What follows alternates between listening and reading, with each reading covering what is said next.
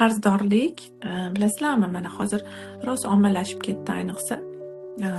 Masalan, bugun yopasizda qarzingiz, ertaga yana qarz bo'lib qolasiz. Bugun yopasizda, ertaga yana qarz bo'lib qolasiz. Mana shu holat biz ongimizdagi o'y-xayollarimiz hayotimizdagi realligimizni yaratadi. Mana bu hozir hayotimizda bo'lib turgan insonlar, mana yonimizdagi bo'lib turgan insonlar, ko'rib turgan insonlarimiz, hayotimizdagi bo'lib turgan vaziyatlar bu bizning realligimiz. Har birimizni o'zimizni realligimiz bor. Masalan, mana hozir mana shu yerda 45 ta inson bor bo'lsa, 45 ta insonda o'zini realligi bor. U reallik qayerdan kelib qoladi? Sizlar o'ylaysizlar, shunaqa bo'lib yaralganmiz deb. Yo'q, unaqa emas. Bizni o'y-xayollarimizni natijasida biz yaratamiz realligimizni. Ya'ni biz o'y-xayollarimiz agar negativ bo'ladigan bo'lsa, negativ insonlar atrofimizda ko'payib ketadi, negativ vaziyatlar ko'payib ketadi.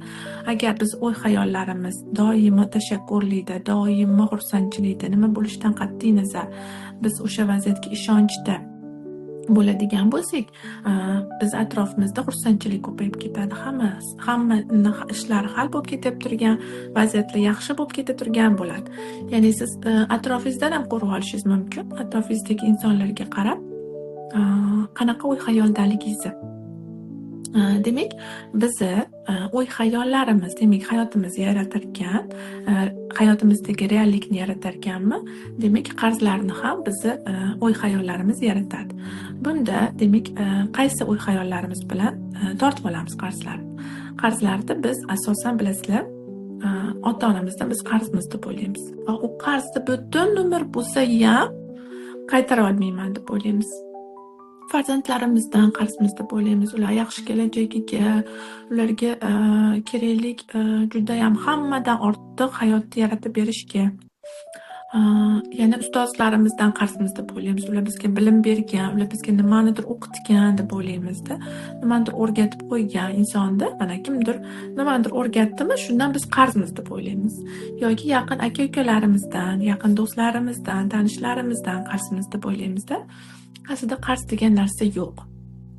Ya'ni ota-onamiz bizni dunyoga keltirganda, ular o'zi ham baxtli bo'lgan. Ya'ni mana hozir farzandingiz bo'lmasa, siz baxtli bo'la olasizmi? Farzandingiz farzand ko'rishda har bitta oila xohlaydi. Har bitta erkak, har bitta ayol xohlaydi. Turmush qurgandan keyin, oila qurgandan keyin farzandi bo'lishini juda ham xohlaydi. Va shuning uchun ham biz ota-onamiz biz dunyoga keltirgan bo'lsa, biz ulardan qarzdor emasmiz. Ular o'zi xohlagan va ular o'zi xursandchilikdan, baxtdan bizni keltirgan. Va ota-onamizga bizni nimamiz, rivojimiz, biz baxtli yashashimiz muhim. Ya'ni mana bizga ham farzandlarimiz baxtli yashashi muhimku, ular bizga nimadir qilib berishi emas.